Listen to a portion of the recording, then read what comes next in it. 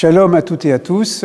La paracha de la semaine, la paracha Vaïchi, est la dernière paracha du livre de Bereshit. Vaïchi, c'est-à-dire il vécut, et le sujet étant Yaakov, Jacob, notre père. Chaque fois qu'il est mentionné d'ailleurs dans le livre de Bereshit, la mort d'un grand personnage, eh bien, le verbe utilisé, ce n'est pas la mort, mais c'est la vie. Comme on dit à propos de Sarah, Vayu Chaye Sarah, et la vie de Sarah fut de 127 ans, et également la paracha Vaïchi, qui nous relate les dernières années de la vie de notre patriarche Jacob, qui a rejoint Joseph en Égypte, et avant de mourir, il va bénir ses enfants, et même ses petits-enfants, donner ses dernières recommandations avant de mourir, sa bénédiction à chacun de ses enfants. Ensuite, il va quitter ce monde et être enterré à Hebron, dans la caverne de Marpella, à côté de Léa, là où déjà étaient enterrés Abraham et Sarah, Yitzhak et Rebecca. Et maintenant, il va rejoindre ses pères en étant enterré. Et la paracha se termine avec les dernières recommandations de Joseph, qui lui aussi demande à ses descendants, lorsque le temps de la délivrance arrivera, eh bien, d'emporter ses ossements pour l'enterrer en Israël. Alors, la paracha de la semaine est riche aussi d'enseignements et de bénédictions, et je voudrais m'arrêter tout simplement sur le début de la paracha, lorsque Yaakov, notre vieux patriarche, s'adresse à Yosef, son fils, et il lui dit « Ve'ata shenevanecha anoladim lecha beretz Mitzraim » et maintenant tes deux fils qui sont nés dans le pays d'Égypte, adboe lecha Mitzraima lihem, dans ce pays où j'arrive, le pays d'Égypte, eh bien, ils sont à moi, c'est-à-dire je les considère comme mes enfants. Ephraim ou Mnaché, qui Rouven, Vishimon, Iouli. Ephraim et Ménaché, qui étaient les deux fils donc de Yosef, eh bien, sont considérés comme Réhouven et Shimon.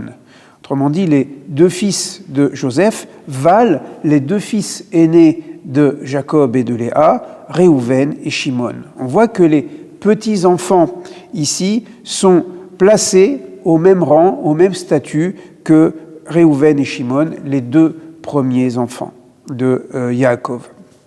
Alors, qui sont Ephraim et Mnaché ? Ephraim et Mnaché, ce sont les enfants de Yosef, mais qui est sa femme ? Sa femme s'appelle Asnat bat Poutifera Cohen-On, c'est-à-dire Asnat, fille de Poutifera, donc un nom égyptien, comme Asnat, et il est le prêtre de la région de On. Alors ça nous rappelle un autre mariage avec une autre fille de prêtre, et oui, vous pensez à Moshe, à Moïse également. Moïse a épousé Tsipora, qui était la fille de Yitro Kohen Midian. Donc nous avons ici deux personnages, Joseph d'abord et Moïse ensuite, qui vont épouser deux femmes étrangères, dans un cas une égyptienne, Asnat, dans l'autre une midianite, Tsipora, et elles sont toutes deux, en quelque sorte, de rang de prêtrise, puisque leur père respectif est prêtre, soit à On, soit à Midian, à Madian. Comment actualiser ce texte ? Eh bien, on pourrait penser ici qu'il s'agit de ce qu'on pourrait appeler un mariage mixte, un mariage exogamique, que aussi bien Joseph que Moïse n'ont pas épousé des filles de la lignée directe d'Abraham, les Hébreux, mais ont été chercher des épouses à l'extérieur, et tout particulièrement Joseph, notre héros, qui va épouser donc une Égyptienne. Alors, le Midrash va essayer de récupérer ce mariage mixte en disant qu'en fait, Asnat serait la fille de Dina qui aurait été violentée par Hamor ben Shechem, mais le sens littéral est beaucoup plus clair et on n'est pas obligé de prendre un midrash au premier degré.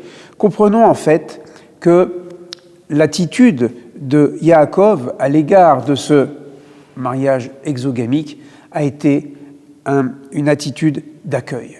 Combien aujourd'hui de couples sont formés d'un conjoint qui n'est pas juif ou qui n'est pas juive. Encore, lorsque la mère est juive, selon la halakha, l'enfant est juif, mais je pense dans le cas contraire, où le mari est juif, appartient à la communauté, et la femme ne l'est pas.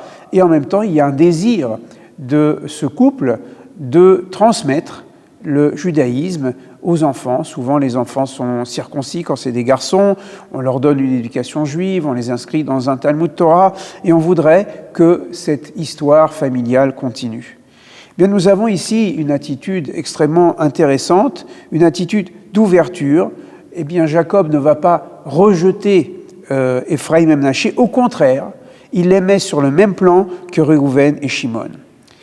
Ephraïm et Menaché sont les fils de Joseph, et dorénavant, lorsqu'on parlera de la tribu de Joseph, on la divisera toujours en deux, la tribu de Joseph, les fils de Ephraïm et les fils de Menaché.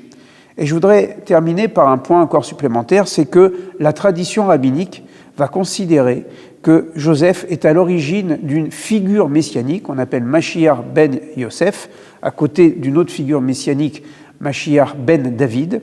Or, de qui descend le Messie, fils de Joseph? Il descend de ce mariage mixte, si on peut dire, entre Joseph et Asnath. Si on pense également que le Messie, fils de David, descend de Ruth, qui vient de Moab, avec Boz, qui est de la tribu de Juda, nous voyons ici que le messianisme d'Israël ne peut être entendu que dans une rencontre entre Israël et les nations, lorsqu'il y a un mariage mixte, mais que nous faisons en sorte que cette famille intègre ou réintègre la communauté d'Israël, selon les voies de l'entrée dans la communauté d'Israël, eh bien nous pouvons nous dire peut-être que nous sommes en train de faire naître le Messie.